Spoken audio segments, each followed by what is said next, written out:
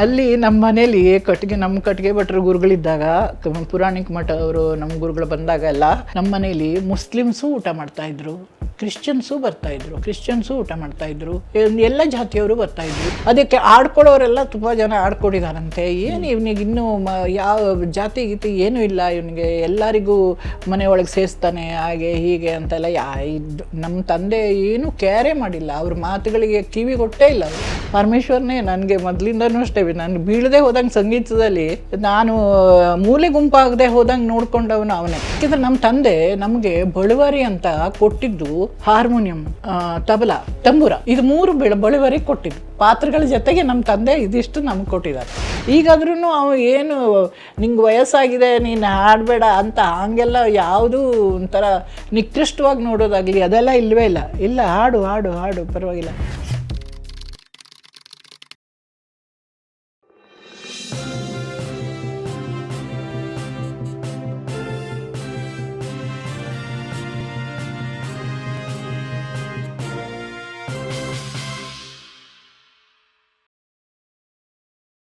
ಆಮೇಲೆ ನಿಮ್ಮನೇಲಿ ಈಗ ಮೊನ್ನಿನಿಂದ ಹಿಡಿದು ಸುಮಾರು ಜನ ಬೇರೆ ಬೇರೆಯವರೆಲ್ಲ ಇದ್ರಲ್ಲ, ಈಗ ನಿಮ್ಮದು ಬ್ರಾಹ್ಮಣ ಕುಟುಂಬ ಆದರೂ ಅಲ್ಲಿ ನನ್ನ ಒಡನಾಟದಲ್ಲೂ ಅಲ್ಲಿ ಯಾವತ್ತೂ ಮಡಿ ಮೈಲಿಗೆ ಅಥವಾ ಹೋದವರಿಗೆ ಹೊರಗಡೆ ಊಟ ಹಾಕೋದು ಆ ಥರದ್ದೆಲ್ಲ ನಾವು ನೋಡಿಲ್ಲ.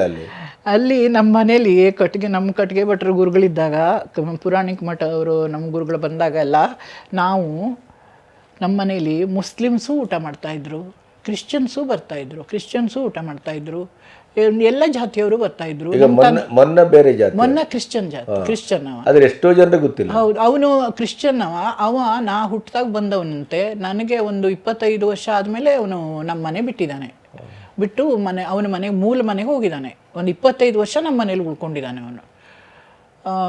ಆ ಥರ ಆಳುಗಳು ಯಾರು ಬಂದ್ರೂ ಅಂದರೆ ನಮ್ಮ ತಂದೆಯವರಿಗೆ ಇರಲಿಲ್ಲ, ಅಂದರೆ ಭೇದ ಭಾವ ಇರಲಿಲ್ಲ. ಅಷ್ಟು ಅವನಿಗೆ ಫಸ್ಟ್ ಕೆಲಸ ಮಾಡೋದು ಮನುಷ್ಯತ್ವ, ಹ್ಯೂಮ್ಯಾನಿಟಿ. ಅದು ಹ್ಯೂಮ್ಯಾನಿಟಿ, ಅದರಿಂದನೇ ಅವನು ಇಷ್ಟು ಎಲ್ಲರ ಪ್ರೀತಿ ಗಳಿಸ್ಕೊಂಡದ್ದು. ಎಲ್ಲರೂ ನಮ್ಮಂತೆ ಅವರು ಹಾಗೆ ಆ ಥರ ಗ್ರಹಿಸ್ತಾ ಇದ್ದ ಅವನು, ನಮ್ಮ ತಂದೆ ಹಾಗೆ ಗ್ರಹಿಸ್ತಾಯಿದ್ರು. ಅದೇ ಥರನೇ ಎಲ್ಲ ತುಂಬ ಜನ ಮುಸ್ಲಿಮ್ಸ್, ಕ್ರಿಶ್ಚಿಯನ್ಸ್ ಎಲ್ಲ ಊಟ ಮಾಡಿದ್ದಾರೆ ನಮ್ಮ ಮನೇಲಿ. ಅದಕ್ಕೆ ಆಡ್ಕೊಡೋರೆಲ್ಲ ತುಂಬ ಜನ ಆಡ್ಕೊಡಿದಾರಂತೆ. ಏನು ಇವನಿಗೆ ಇನ್ನೂ ಯಾವ ಜಾತಿ ಗೀತಿ ಏನೂ ಇಲ್ಲ, ಇವನಿಗೆ ಎಲ್ಲರಿಗೂ ಮನೆಯೊಳಗೆ ಸೇರಿಸ್ತಾನೆ ಹಾಗೆ ಹೀಗೆ ಅಂತೆಲ್ಲ ನಮ್ಮ ತಂದೆ ಏನೂ ಕೇರೇ ಮಾಡಿಲ್ಲ, ಅವ್ರ ಮಾತುಗಳಿಗೆ ಕಿವಿ ಕೊಟ್ಟೇ ಇಲ್ಲ ಅವರು. ಅವ್ರು ಮಾಡೋದನ್ನು ಮಾಡ್ತಾನೇ ಇದ್ದಾರೆ. ಅವ್ರಿಗೆ ಅದೆಲ್ಲ ಆಗಲ್ಲ. ಮತ್ತು ನೋಡಿ, ಈ ಮರಾಠಿಗಳು ಇದರಲ್ಲ, ತೊಳ್ಸಾನಿ ಮರಾಠಿಗಳನ್ನು ಅವರು ಕೆಲಸಕ್ಕೆ ಕರಿತಾ ಇದ್ದರು ನಮ್ಮ ತಂದೆಯವರು. ಅವ್ರು ಬಂದು ಕೆಲಸ ಮಾಡಿಕೊಟ್ಟು ಹೋಗ್ತಾಯಿದ್ರು. ಒಂದೊಂದ್ಸಲಿ ರಾತ್ರಿನೂ ಉಳ್ಕೋತಾಯಿದ್ರು, ಒಂದೊಂದ್ಸಲಿ ಬೆಳಗ್ಗೆ ಬಂದು ಸಾಯಂಕಾಲ ಹೋಗ್ತಾಯಿದ್ರು. ಅಂಥವರೆಲ್ಲ ಬಂದ್ಕೊಂಡು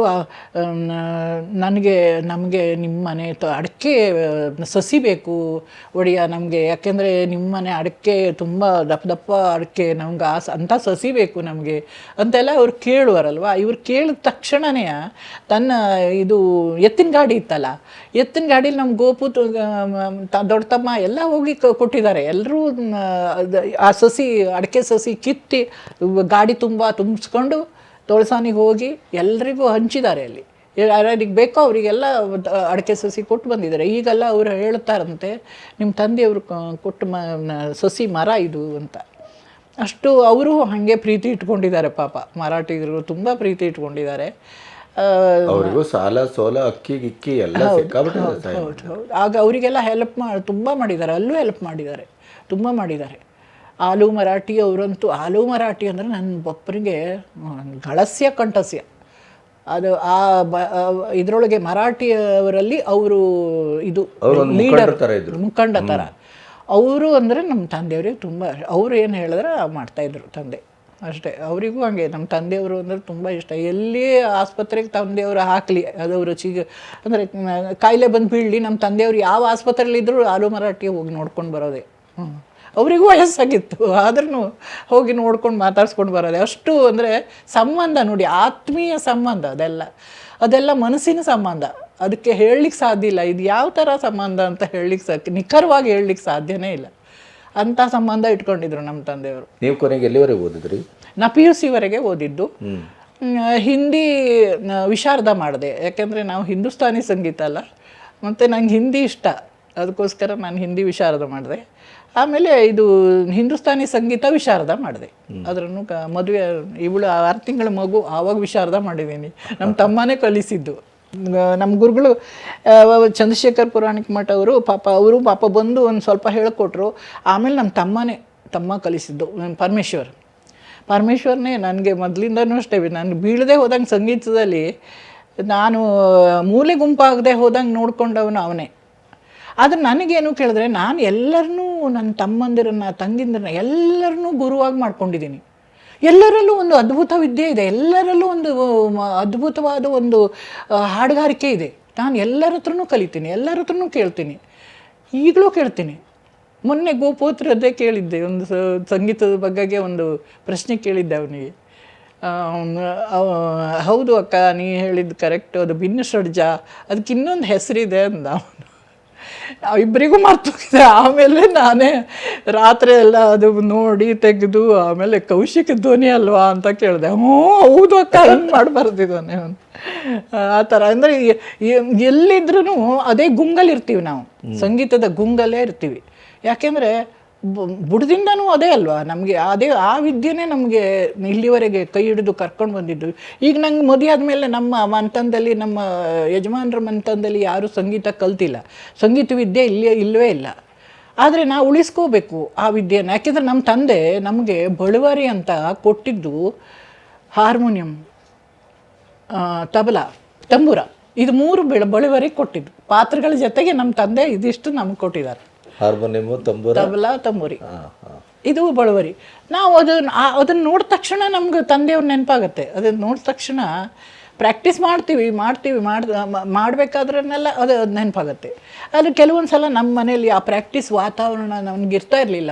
ಮೊದಲು ತುಂಬ ಸಿಕ್ಕಿಲ್ಲ ನನಗೆ, ಪ್ರಾಕ್ಟೀಸ್ ಮಾಡೋ ವಾತಾವರಣನೇ ಸಿಕ್ಕಿರಲಿಲ್ಲ ನನಗೆ. ಆವಾಗೆಲ್ಲ ನನಗೇನು ಕೇಳಿದ್ರೆ ಸ್ವಲ್ಪ ಪುಷ್ ಮಾಡಬೇಕು. ಇಲ್ಲ ನೀ ಹಾಡ್ತೀಯ, ಹೋಗು ಅಂತ ಪುಷ್ ಮಾಡಬೇಕು. ಅದು ನಮ್ಮ ತಂದೆಯವ್ರು ಮಾಡ್ತಾಯಿದ್ರು. ಆ ಥರ ಮಾಡಿದ್ರೆ ಮಾತ್ರ ನಾನು ಹಾಡ್ತೀನಿ, ಇಲ್ಲಾಂದ್ರೆ ಹಾಡಲ್ಲ. ಯಾರೇ ಆಗಲಿ ನನ್ನ ಹಾಡುಗಾರಿಕೆ ಬಗ್ಗೆ ಏನಾದರೂ ಒಂದು ಅಪಸ್ವರ ಹೇಳಿದ್ರು ಆದ್ರೆ ನಾನು ಹಾಡಲ್ಲ, ಬಂದ್ ಮಾಡಿಬಿಡ್ತೀನಿ. ಎಷ್ಟು ಬಂದ್ ಮಾಡ್ತೀನಿ ಅಂದರೆ 1 ವರ್ಷದವರೆಗೂ ಬಂದ್ ಮಾಡ್ತೀನಿ. ಆ ಥರ ಅದು ಹಾಂಗೆ ಆಗದೆ ಹೋದಂಗೆ ತುಂಬ ನನ್ನ ತಮ್ಮ ಪರಮೇಶ್ವರ ನೋಡ್ಕೊಂಡಿದ್ದಾನೆ, ತುಂಬ ನೋಡ್ಕೊಂಡಿದ್ದಾನೆ ಅದು. ಆದರೆ ಎಲ್ಲರೂ ಅಷ್ಟೇ, ಎಲ್ಲರೂ ಬೈತಾರೆ, ನೀವು ಪ್ರಾಕ್ಟೀಸ್ ಮಾಡ್ತಿಲ್ಲ, ಅದಕ್ಕಾಗೆ ಹೀಗಾಗಿರೋದು. ಈಗಾದರೂ ಮಾಡು, ಎದೆನೋ ಇದ್ರೆ ಇದ್ಕೊಳ್ಳಿ, ಪ್ರಾಕ್ಟೀಸ್ ಮಾಡು ಅಂತಾನೆ ವಿನಾಯಕ ನನ್ನ ತಮ್ಮ. ಪ್ರಾಕ್ಟೀಸ್ ಮಾಡು, 2 ತಾಸು ಹಾಡು ದಿನ. ಹೀಗೆ ಈಗಲೂ ನನ್ನ ತಮ್ಮ ಆ ವಿಷಯದಲ್ಲಿ ಮಾತ್ರ ನನ್ನ ತಮ್ಮಂದಿರು ತಂಗಿಂದಿರು ಮಾತು ಕೇಳ್ತೀನಿ ನಾನು. ಯಾಕೆಂದ್ರೆ ಅವ್ರು ಹೇಳೋದು ಯಾಕೆ, ನನ್ನ ಒಳಿ ತೆಗಿತಾನೆ, ನನ್ನ ವಿದ್ಯೆಗೆ ತಾನೇ ಅವ್ರು ಹೇಳೋದು. ನನ್ನ ವಿದ್ಯೆ ಹೀಗೆ ಅರ್ಧಂಬರ್ಧ ಆಗಬಾರ್ದು. ಪರಮಾತ್ಮ ಕೊಟ್ಟು ಕಂಠ ಇದೆ, ಉಪಯೋಗಿಸ್ಕೋಬೇಕು ನೀನು ಅದನ್ನು ಅಂತ ಅವರು ಹೇಳ್ತಾರೆ, ತುಂಬ ಚೆನ್ನಾಗಿ ಹೇಳ್ತಾರೆ ಅವರು. ಹಾಗಾಗಿ ನಾನು ಅವರ ಪ್ರೋತ್ಸಾಹದಿಂದ ಸುಮಾರಿಷ್ಟು ನನ್ನ ಪಾಡಿಗೆ ನಾನು ಇಟ್ಕೊಂಡು. ಪರಮೇಶ್ವರ ಹೇಳ್ರ ಹಾಗೆ ನೀವು ಯಾಕೆ ಮುಂದುವರಿಲಿಲ್ಲ ಹಾಡೋದ್ರಲ್ಲಿ? ಅದು ನನ್ನ ತಮ್ಮ ಸಿಕ್ಕಿದಾಗಷ್ಟೇ ನಾನು ಹೇಳಿಸ್ಕೊಳ್ಳೋದು. ಅವನು ನನಗೆ ಯಾವಾಗ ಇಲ್ಲಿ ಬಂದಾಗ ನಾನು ಅಲ್ಲ, ಯಾವತ್ತು ನಾವೆಲ್ಲ ಊರಲ್ಲಿರುವಾಗ ನೀವು ಹಾಡುವ ಸಂದರ್ಭದಲ್ಲಿ ನಿಮ್ಮ ಬಗ್ಗೆ ಬಹಳ ನಿರೀಕ್ಷೆ ಮತ್ತು ಬಹಳ ಚೆನ್ನಾಗಿ ಇಡೀ ಸಮಾಜವೇ ನಿಮ್ಮ ಗಾನಕ್ಕೆ ಮನಸೋತಿತ್ತು. ನೀವು ಹಿಂದೂಸ್ತಾನಿ ಗಾಯಕರಾಗಿ ಯಾಕೆ ರೂಪುಗೊಳ್ಳಿಲ್ಲ ಅಂತ? ಹೌದು, ಅದು ಅಂದರೆ ಪ್ರಾಕ್ಟೀಸಿನ ಕೊರತೆ. ಪ್ರಾಕ್ಟೀಸು ಅದು ನನಗೆ ಮದುವೆ ಆದಮೇಲೆ ಏನಾಯಿತು, ನಮ್ಮ ಮನೇಲಿ ಈಗ ಯಜಮಾನ್ರ ಮನೇಲಿ ಹಾಡೋರು ಇಲ್ವಲ್ಲ, ಅಲ್ಲಿ ಈಗ ಹಾಡಿದ್ರೂ ಯಾರು ಕೇಳುವವರು ಇಲ್ಲ, ಪ್ರೋತ್ಸಾಹನೂ ಅಷ್ಟಕ್ಕಷ್ಟೇ. ಹಾಗಾಗಿ ಆದರೆ ನಮ್ಮ ಯಜಮಾನ್ರಿಗೆ ಮಾತ್ರ ದುರ್ಗಾಷ್ಟಮಿಲಿ, ಈಗ ವಿದ್ಯಾದಶಮಿಲಿ ಮಾತ್ರ ಅವರು ಎಲ್ಲ ಇನ್ಸ್ಟ್ರೂಮೆಂಟು ತಂದ್ಕೊಂಡು ಪೂಜೆ ಮಾಡ್ತಾರೆ, ಭಕ್ತಿಯಿಂದ ಪೂಜೆ ಮಾಡ್ತಾರೆ. ಹಾರ್ಮೋನಿಯಂ ಬೇಕು ಅವರಿಗೆ, ತಬಲಾ ಬೇಕು, ತಂಬೂರ ಬೇಕು, ಎಲ್ಲ ತಂದು ನಿಲ್ಲಿಸ್ಕೊಂಡು ಅದಕ್ಕೆಲ್ಲ ಹೂವು ಹಾಕಿ ಗಂಧ ಹಾಕಿ ಪೂಜೆ ಅಷ್ಟು ಚೆನ್ನಾಗಿ ಮಾಡ್ತಾರೆ. ಅಂದರೆ ಯಾವುದನ್ನು ಅಲಕ್ಷ್ಯ ಮಾಡಿಲ್ಲ ಅವರು. ಆದರೆ ಅವರಿಗೆ ಅದೇನಾಗಿದೆ ಅಂದರೆ ಈ ಅರ್ಥ ಆಗಲ್ವಲ್ಲ. ನಮ್ಮ ಹೊತ್ತಿಗೆ ಹಾಗೆ ಹೇಳ್ತಾ ಇದ್ರು, ನಮ್ಗೆ ಅರ್ಥ ಆಗಲ್ಲ ಪಾರ್ವತಿ, ಹಾಗಾಗಿ ನಿಮ್ಮ ಸಂಗೀತ ನಂಗೆ ಅರ್ಥ ಆಗಲ್ಲ, ಹಾಗಾಗಿ ನಮಗೆ ನಿನ್ನ ಸಂಗೀತ ಅಷ್ಟು ನಾವು ಕೇಳ್ತಾ ಇಲ್ಲ ಅಂತ ನಮ್ಮ ಅತ್ತಿಗೆ ಒಂದ್ಸಲ ಹೇಳಿದರು. ಅರ್ಥ ಆಗಲ್ಲ, ಅದು ಕ್ಲಾಸಿಕಲೆಲ್ಲ ಅರ್ಥ ಆಗಲ್ಲ, ನೀವು ಭಜನೆ ಬೇಕಾದ್ರೆ ಹಾಡು ಕೇಳ್ತೀವಿ, ಆದರೆ ಇದೆಲ್ಲ ಅರ್ಥ ಆಗಲ್ಲ ನಮಗೆ. ಯಾಕೆಂದರೆ ನಾವು ಬೆಳೆದ ವಾತಾವರಣ ಹಾಗೇನೆ. ಎಲ್ಲಾದರೂ ಯಕ್ಷಗಾನ ನಮಗೆ ಗೊತ್ತಿರೋದು ಯಕ್ಷಗಾನ ಒಂದು ಯಕ್ಷಗಾನ ಇಲ್ಲಿ ಬಂದರೆ ಕಕ್ಕಿಲ್ಲಿ ನಾವು ತಪ್ಪಿಸ್ಕೊಳ್ಳಲಾಗಿತ್ತು. ಇದೆಲ್ಲ ನಂಗೆ ಅರ್ಥ ಆಗಲ್ಲ ಪಾರ್ವತಿ, ನೀ ಏನು ಬೇಜಾರು ಮಾಡ್ಕೋಬೇಡ ಅಂತ ಒಂದ್ಸಲಿ ಅತ್ತಿಗೆ ಹೇಳಿದ್ರು ನನಗೆ, ಇನ್ನೂ ನೆನಪಿದೆ. ಇವರು ಬರೋದ್ರೊಳಗೆ ನಾನು ಮುಗಿಸ್ಕೋಬೇಕಿತ್ತು ಪ್ರಾಕ್ಟೀಸು. ಅವರು ಆಫೀಸಿಂದ ಬರೋದ್ರೊಳಗೆ ತಲೆನೋವು ಬರ್ತಾಯಿತ್ತು ಅವರಿಗೆ. ಹಾಗೆ ಹೇಳ್ತಾಯಿದ್ರು, ನಾ ಬಂದ ಮೇಲೆ ತಗೋತೆ. ಹೌದು, ಮಕ್ಕಳೆಲ್ಲ ಚಿಕ್ಕವರು, ಅವರೆಲ್ಲ ಹಾಡೋಕ್ಕೆ ಕೊಡಲ್ಲ, ನೀವು ಬಂದ ಮೇಲೆ ಮಕ್ಕಳು ಇಟ್ಕೋತೀರಲ್ಲ, ನಾನು ಹಾಡ್ತೀನಿ ಅಂತಿದ್ದೆ. ಆವಾಗ ನನ್ನ ತಲೆನೋವು ಬರುತ್ತೆ ಕಣಿದು, ತಲೆನೋವು ಅಂತಿದ್ರು. ಅದಕ್ಕೋಸ್ಕರ ಅದೆಲ್ಲ ಕೆಲವೊಂದು ಹೀಗೆಲ್ಲ ಇದರಿಂದ ನನಗೇನಾಯಿತು, ಪ್ರಾಕ್ಟೀಸ್ ಸ್ವಲ್ಪ ಕಡಿಮೆ ಆಗೋಯ್ತು. ಸ್ವಲ್ಪನೇ ಇಲ್ಲ, ತುಂಬ ಕಡಿಮೆ ಆಗೋಯ್ತು. ಹಾಗಾಗಿ ಸ್ವಲ್ಪ ಇದ್ದು ವಿದ್ಯೆನಾದ್ರೂ ಅದು ಆಗಾಗ ಅನಿಸೋದು, ಇದ್ದು ವಿದ್ಯೆ ಆದರೂ ಅಷ್ಟಾದರೂ ಉಳಿಸ್ಕೋಬೇಕು. ಅದು ನನಗೆ ತಮ್ಮನ ಹತ್ರ ಕಲ್ತ್ರೆ ಏನಾಗುತ್ತೆ, ಒಂಥರ ಪ್ರೋತ್ಸಾಹ ಸಿಗೋದು ನನಗೆ. ಅವನ ಹತ್ರ ಕಲ್ತ್ರೆ ನನಗೆ ಹಾಡಬೇಕು ಅವಳು ಉಮೇದೇ ಬರ್ತಾಯಿತ್ತು. ಆ ಉಮೇದಿ ನಂಗೆ ಯಾವಾಗಪ್ಪ ಕೇಳಿದ್ರೆ ತಮ್ಮನ ಹತ್ರ ಕಲ್ತ್ರೆ ಮಾತ್ರ ಉಮೇದಿ, ಇಲ್ಲಾಂದ್ರೆ ಉಮೇದಿನೇ ಇಲ್ಲ. ಈಗಾದ್ರೂ ಅವು ಏನು ನಿಂಗೆ ವಯಸ್ಸಾಗಿದೆ ನೀನು ಹಾಡಬೇಡ ಅಂತ ಹಾಗೆಲ್ಲ ಯಾವುದೂ ಒಂಥರ ನಿಕೃಷ್ಟವಾಗಿ ನೋಡೋದಾಗಲಿ ಅದೆಲ್ಲ ಇಲ್ಲವೇ ಇಲ್ಲ. ಇಲ್ಲ, ಹಾಡು ಹಾಡು ಹಾಡು ಪರವಾಗಿಲ್ಲ, ಹಾಡು ಅಂತಾನೆ. ತಮ್ಮ ನನಗೆ ಆ ರಾಗ ಹೇಳಿಸ್ಕೋಬೇಕು, ಈ ರಾಗ ಹ್ಞೂ ಬಾರೇ ಹೇಳಿಸ್ಕೊ ಬಾ ಅಂತ ಕರೀತಾನೆ. ನನಗೆ ಹೋಗೋಕ್ಕಾಗ್ತಾಯಿಲ್ಲ. ಈಗಂತೂ ಬಿಡಿ, ಈಗಂತೂ ನನ್ನ ಮನೆ ಬಿಟ್ಟು ಈಗ ನಮ್ಮ ಯಜಮಾನ್ರಿಗೆ ಅಸೌಖ್ಯ, ಅವರಿಗೆ ಆ ಥರ ಅನಾರೋಗ್ಯ ಕಾಡ್ತಾ ಇದೆ. ಹಂಗಾಗಿ ನನಗೆ ಎಲ್ಲೂ ಹೋಗೋಕ್ಕಾಗ್ತಾಯಿಲ್ಲ. ಪ್ರೋಗ್ರಾಮಿಗೂ ಎಲ್ಲೂ ಹೋಗೋಕ್ಕಾಗ್ತಾಯಿಲ್ಲ. ಯಾರದ್ದಾದ್ರೂ ಪ್ರೋಗ್ರಾಮ್ ಕೇಳೋಕ್ಕೆ ಹೋಗ್ತಾಯಿದ್ದೆ, ಅಲ್ಲೂ ಹೋಗೋಕ್ಕಾಗ್ತಾಯಿಲ್ಲ. ಇಲ್ಲಿ ತಮ್ಮನ ಹತ್ರನೂ ಹೋಗೋಕ್ಕಾಗ್ತಾಯಿಲ್ಲ. ಅವ್ನು ಬಂದು ಇಲ್ಲಿ 3 ತಿಂಗಳು ಉಳ್ಕೊಂಡ್ರು ಒಂದು ದಿವಸ ಅವ್ರ ಮನೆಗೆ ಕೂಡ ಹೋಗೋಕ್ಕಾಗ್ತಾಯಿಲ್ಲ. ಆ ಥರ ಅವನಂತೂ ಬಿಡಿ, ಇದು ಶಿಷ್ಯರ ಪ್ರೋಗ್ರಾಮ್ ಎಲ್ಲ ಇಡಿಸ್ತಾ ಇರ್ತಾನೆ, ಅದೆಲ್ಲ ನಡೀತಾ ಇರುತ್ತೆ. ಗುರು ಪೂರ್ಣಿಮೆಲೆಲ್ಲ 1 ವಾರ ಇರುತ್ತೆ. ಆವಾಗ ಹೀಗಾದರೂ ಮಾಡ್ಕೊಂಡು ಹೋಗ್ತೀನಿ, ಏನಾದರೂ ಮಾಡ್ಕೊಂಡು ಮನೇಲಿ ಯಾರಾದ್ರೂ ಬಿಡೋದು, ಮಕ್ಕಳಂತ ಯಾರಾದರೂ ಬಿಡೋದು. ನಮ್ಮ ಗೀತಾ ಇದ್ದಾಳೆ, ಅಡುಗೆ ಬರ್ತಾಳೆ, ಅವಳನ್ನೇನಾದರೂ ಬಿಡೋದು, ನಾನು ಹೋಗೋದು ಕೇಳ್ಕೊಂಬರೋದು. ಅದನ್ನು ತಪ್ಪಿಸ್ಕೊಳಕ್ಕಾಗಲ್ಲ ನೋಡಿ. ಆ ಗುಂಗು ಬೈ ಬರ್ತ್ ಬಂದಿರೋದು, ಅದು ಆಮೇಲೆ ಬಂದಿರೋದಲ್ಲ, ತಪ್ಪಿಸ್ಕೊಳಕ್ಕಾಗಲ್ಲ.